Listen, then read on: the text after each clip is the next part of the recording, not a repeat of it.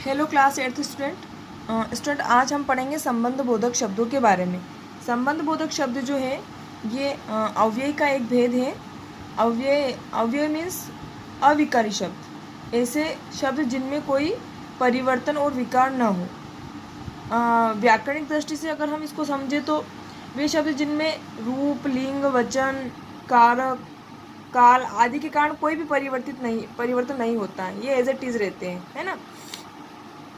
ये इनके संबंध बोधक की तरह अव्यय के और भी भेद हैं जिनको हम बोलते हैं क्रिया विशेषण, समुच्चय बोधक, विस्मयादि बोधक, निपात, इस प्रकार से।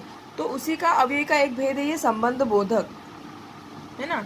संबंध बोधक शब्द क्या होते हैं? संज्ञा या सर्वनाम के साथ आकर उनका संबंध वाक्य के अन्य शब्दों के साथ बताते हैं, संबंध बोधक शब्द कहलाते हैं। ध्यान दीजिए, संज्ञा या सर्वनाम के साथ आकर उनका संबंध वाक्य के अन्य शब्दों से बताते हैं। संज्ञा आप जानते ही हैं, संज्ञा मतलब किसी भी व्यक्ति, वस्तु, स्थान या नाम। आपको सिर्फ ध्यान रखना है नाम, संज्ञा का अर्थ होता है नाम, ठीक। और सर्वनाम मीन्स संज्ञा के स्थान पर काम आने वाले शब्द को हम सर्वनाम के, जैसे वह, वे, उन्होंने, ये सब। तो ये जो है इनके साथ नाम या नाम के स्थान पर जो शब्द प्रयोग होते हैं उनके साथ आकर, उनके साथ में आते हैं, उनका संबंध वाक्य में जो दूसरे शब्द हैं उन शब्दों के साथ अपना संबंध बताते हैं। तो ऐसे शब्दों को हम क्या कहते हैं?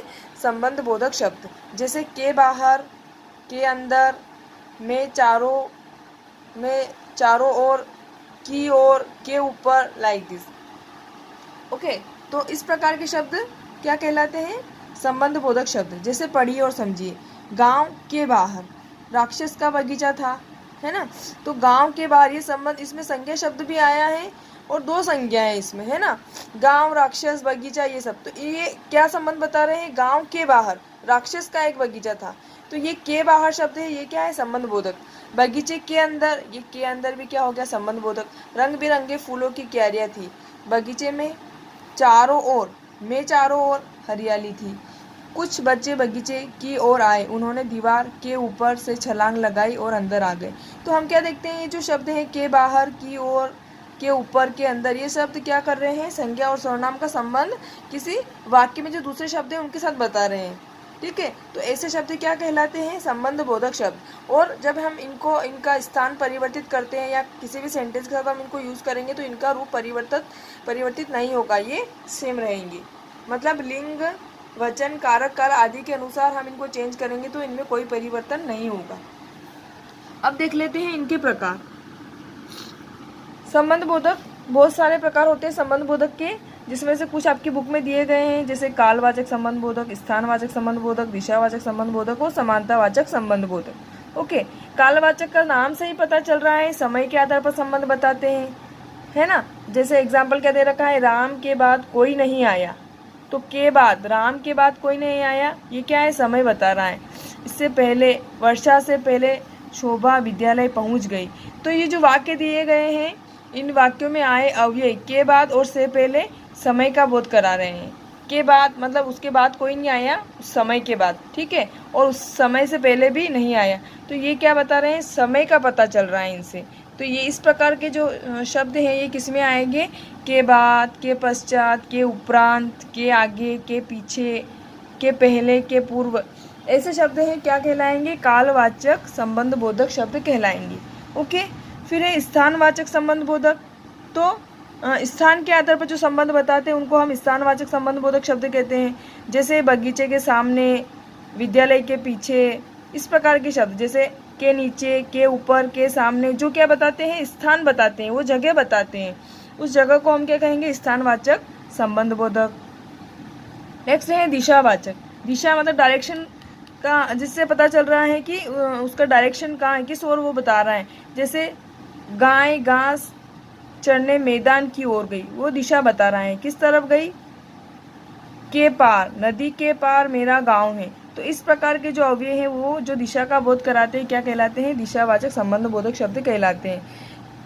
के चारों ओर या के चारों तरफ, के पार, की ओर, के निकट, ये दिशा का बोध कराते हैं। फिर है समानतावाचक संबंध बोधक। इसमें क्या होता है? वे अव्यय जो समानता का बोध कराते हैं समानतावाचक संबंध बोधक शब्द कहलाते हैं। जैसे मानसी की तरह, रमन पवन के जैसा, तो ये की तरह समानता का बोध करा रहे हैं, है ना, बिल्कुल सेम है। मानसी की तरह सीमा भी कराटे जानती है, जैसे वो जानती है वैसे सीमा भी जानती है, बिल्कुल दोनों में समानता है। रमन पवन के जैसा लंबा है, जैसा रमन लंबा है सेम वैसा पवन भी लंबा है, तो दोनों में क्या बता रही है, समानता बता रहे हैं। तो ऐसे शब्द जो समानता का बोध कराते हैं क्या कहलाते हैं, समानतावाचक संबंध बोधक। ओके, नेक्स्ट देख लेते हैं। नेक्स्ट है विरोधवाचक। विरोध से पता चल रहा है, हाँ, जो विरोध का बोध कराते हैं वे अवयव जो विरोध का बोध कराते हैं विरोधवाचक संबंध बोधक शब्द कहलाते। जैसे नाव हवा के विपरीत दिशा में जा रही है, आसमान का उल्टा पाताल होता है। तो इस प्रकार के जो विपरीत और उल्टा शब्द का अर्थ बताते हैं, विरुद्ध, खिलाफ या प्रतिकूल होते हैं, क्या कहलाते हैं, विरोधवाचक संबंध बोधक। नेक्स्ट है हेतुवाचक संबंध बोधक। जो महत्व का बोध कराते हैं वो हेतुवाचक संबंध बोधक शब्द कहलाते हैं। जैसे रंजन के सिवाय कोई यह काम नहीं कर सकता, है ना, तो ये इसका महत्व है, किसका, रंजन का महत्व बताया गया है कि सिर्फ रंजन ही ये काम कर सकता है, दूसरा कोई नहीं कर सकता। ईश्वर के अतिरिक्त मेरा कौन है, ईश्वर के अतिरिक्त, इसमें क्या बताया है, महत्व ईश्वर का। इसी प्रकार देखते हैं आगे वाला साधनवाचक। जो साधन का बोध कराता है, के द्वारा, के सहारा, के आश्रय, के जरिए, के माध्यम से, की मदद से, इस प्रकार के शब्द क्या कहलाते हैं, साधनवाचक संबंध बोधक, जो साधन का बोध कराते हैं। नेक्स्ट है विनिमयवाचक संबंध बोधक। विनिमय का अर्थ होता है लेन देन, है ना, जैसे किसी वस्तु के बदले दूसरी वस्तु को लेना। तो इसमें देखते हैं एग्जाम्पल, कीर्ति ने चिप्स की जगह पर सलाद खाना शुरू कर दिया, की जगह पर। सब पहले समय में लोग एक दूसरे के एक वस्तु के बदले दूसरी वस्तु ले लेते थे, तो बदले। तो इस प्रकार जो चीज़ों की अदला बदली होगी वहाँ पर क्या होगा, विनिमयवाचक संबंध बोधक। ठीक है, लेन देन का भाव जहाँ प्रकट होता है। नेक्स्ट है तुलनावाचक। तुलना का जैसा नाम से पता चल रहा है, कंपैरिजन हो रहा है ना। जैसे मुझे गुलाबी की अपेक्षा काला रंग ज़्यादा पसंद है, तो यहाँ पर गुलाबी और काले रंग की क्या हो रही है, तुलना की जा रही है। विकास की तुलना में रीना अधिक बुद्धिमान है, इन दोनों का भी विकास और रीना का क्या हो रहा है, कंपैरिजन हो रहा है। तो इस प्रकार के जो वाक्य हैं, की अपेक्षा, की तुलना, के मुकाबले, ये किस में आएंगे, तुलनावाचक संबंध बोधक के अंतर्गत आएंगे। नेक्स्ट है उद्देश्यवाचक संबंध बोधक।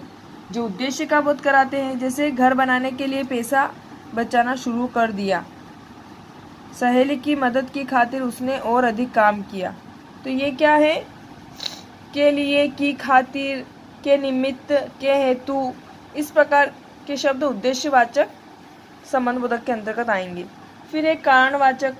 कारण का बोध कराते हैं, कोई भी रीज़न होता है, जैसे बारिश होने के कारण तुषार आज विद्यालय नहीं गया, क्या रीज़न था, इसमें रीज़न पता चलता है ना, कारण का पता चलता है।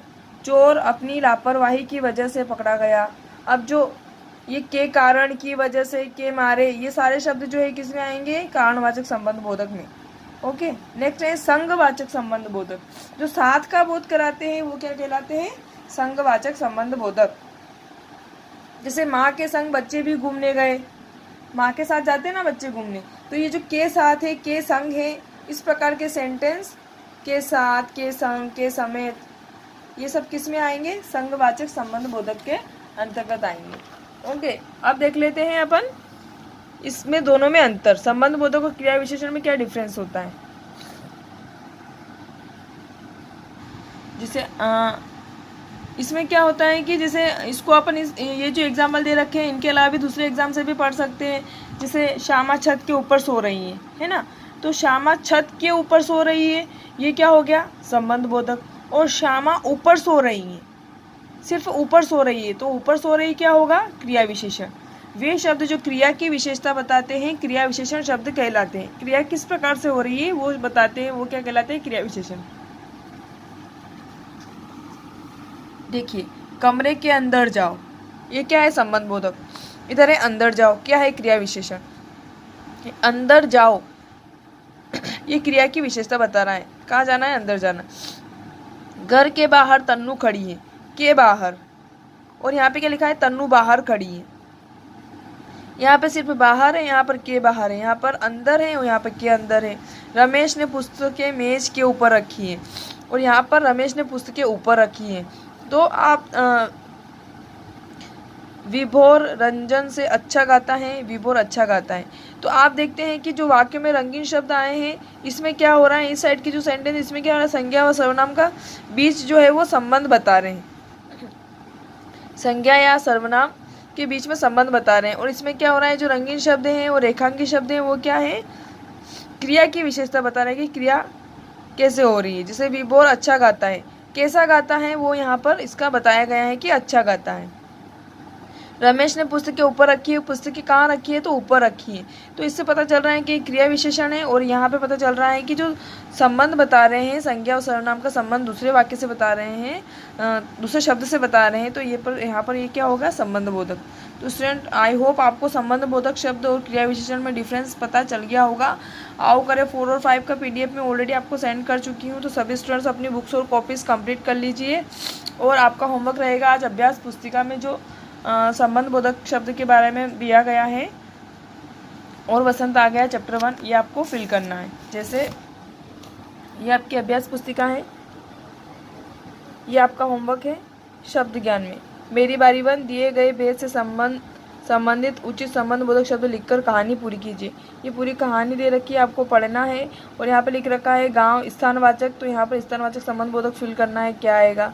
एक नदी बहती थी, उस नदी में यहाँ पर क्या है, स्थानवाचक, तो यहाँ पे स्थानवाचक संबंध बोधक शब्द लिखना है। इस प्रकार से आपको सभी दे रखे हैं। यहाँ पर साधनवाचक लिखना है, दिशावाचक लिखना है, ये आपको पढ़ना है, अच्छे से रीड करना है और फिल करना है। नेक्स्ट मेरी बारी 2 में दिए गए शब्दों से वाक्य बनाइए और संबंध बोधक व क्रिया विशेषण शब्दों का भेद स्पष्ट कीजिए। तो आपको यहाँ पे क्या करना है, सेंटेंस बनाना है और दोनों में क्या डिफरेंस है वो बताना है। Okay, thank you.